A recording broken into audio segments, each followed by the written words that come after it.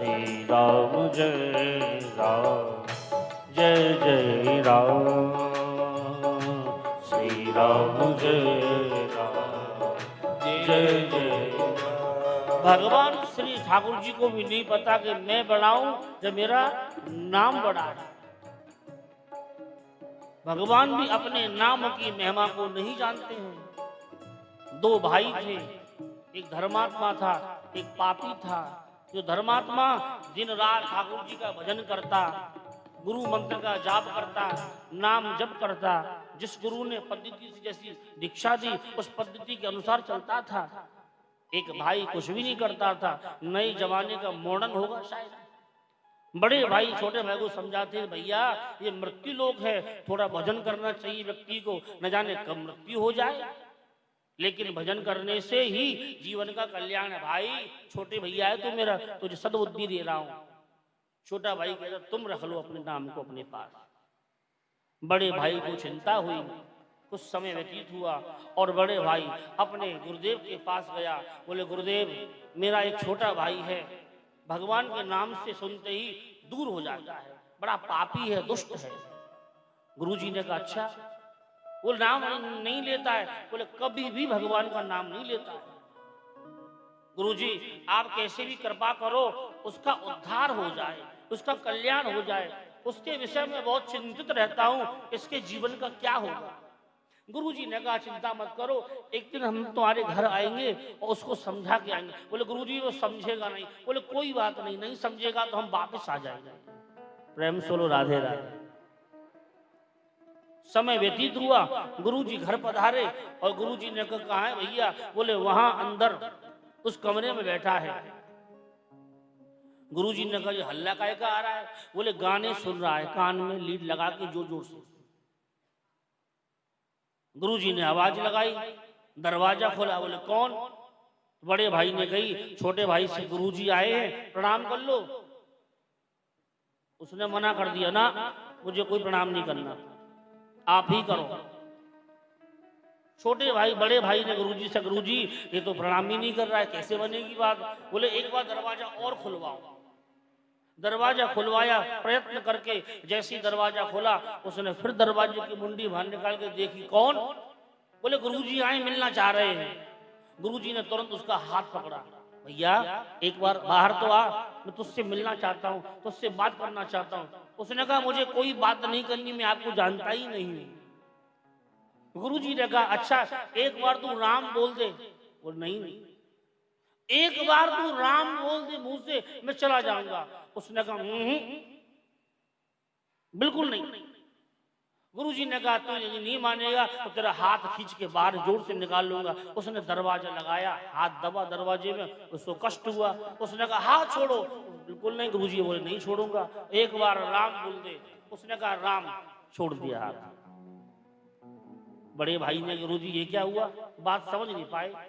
एक बार राम बोल दिया, छोड़ दिया हाथ, इससे क्या होगा। गुरुजी बोले जो होना होगा इसी से हो जाएगा, नहीं तो 100 माला भी फेरेगा तो होगा ही नहीं।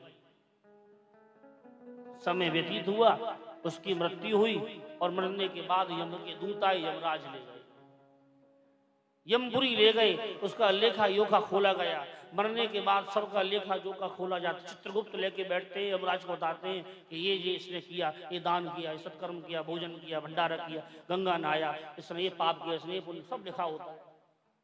बोले क्या है पाप पुण्य किए। बोले गुरुदेव यमराज जी इसने जीवन भर पाप किए हैं, कभी इसने भगवान का नाम नहीं लिया है। बोले कभी भी। बोले कभी नहीं। बोले दोबारा देखो। बोले दोबारा देखा। बोले एक बार इसने जीवन में राम बोला है, एक बार राम बोला है, इसका क्या फल होगा। यमराज बोले हम तो नहीं जानते एक राम की महिमा क्या होती है। उस जीवात्मा ने कहा यमराज से एक राम नाम का क्या फल देते हो बताओ मुझे। यमराज बोले मैं तो नहीं जानता हूं। नहीं जानते पता करो, मैं तो यहीं बैठा हूं।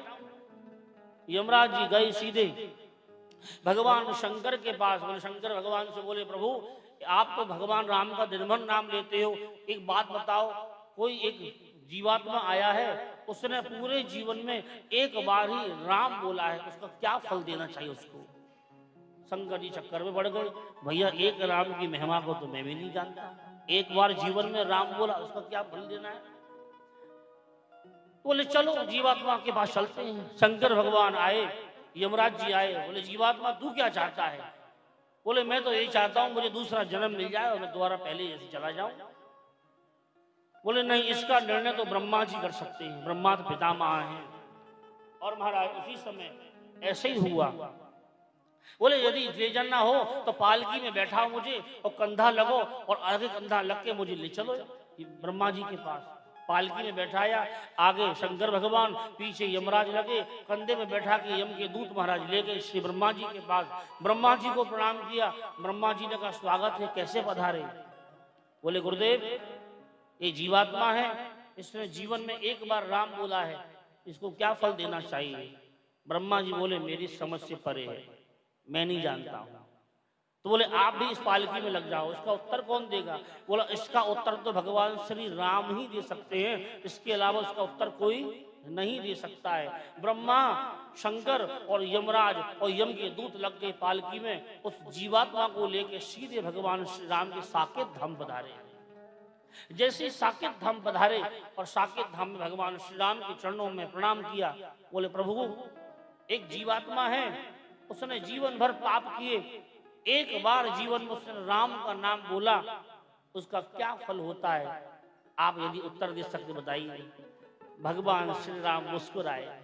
शंकर जी, ब्रह्मा जी, बोले ओ यमराज जी आप समझे नहीं? बोले ना। बोले एक राम नाम की इतनी कीमत होती है कि उस जीवात्मा को पालकी में बैठा के भगवान ब्रह्मा, शंकर और यमराज लाके मेरे द्वार पे रख जाते हैं। लाके पालकी में बैठा के मेरे द्वार पे लाके रख जाते हैं। उसका इतना बड़ा पुण्य होता है एक नाम का। एक राम नाम की इतनी बड़ी महिमा है। जब हम छोटे थे, जब अध्ययन कर रहे थे, हमारी उम्र होगी करीब 20-21 साल, तो हमने गुरुजी से पूछा गुरुदेव हम पे भागवत जी का पाठ नहीं होता है, हमको अच्छा नहीं लगता है ज्यादा देर पाठ पूजा करना, और कोई ऐसा छोटा सा उपाय बता दो। तो गुरुजी हंसे हमारे।